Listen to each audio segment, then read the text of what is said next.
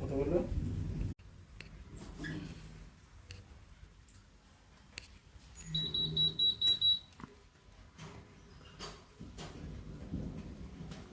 বৃষ্টি ওয়েদার ছিল, ওয়েদারও খুব খারাপ।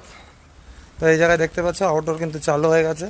তো এখানে আমরা যে বাকি যে কাজগুলো আছে, কারণ এসি ইনস্টলেশন করার পর, চালু করার পর কিন্তু অনেকগুলো কাজ কিন্তু বাকি থাকে, তো সেই কাজগুলোই আমরা করে নেবো। তার আগে দেখতে পাচ্ছ এখানে গ্যাস আনলকিং হচ্ছে। গ্যাসটা আনলক হয়ে গেলেই আমাদের বাকি যে লিক টেস্ট হবে, লিক টেস্টগুলো আমরা করে নেব। তো চলো দেখো, পাইপ কানেকশনটা তোমাদের দেখাচ্ছি কীভাবে পাইপ কানেকশন করা হয়েছে। এই যে এই দিক দিয়ে পুরো পাইপ এই দিকে নামানো আছে।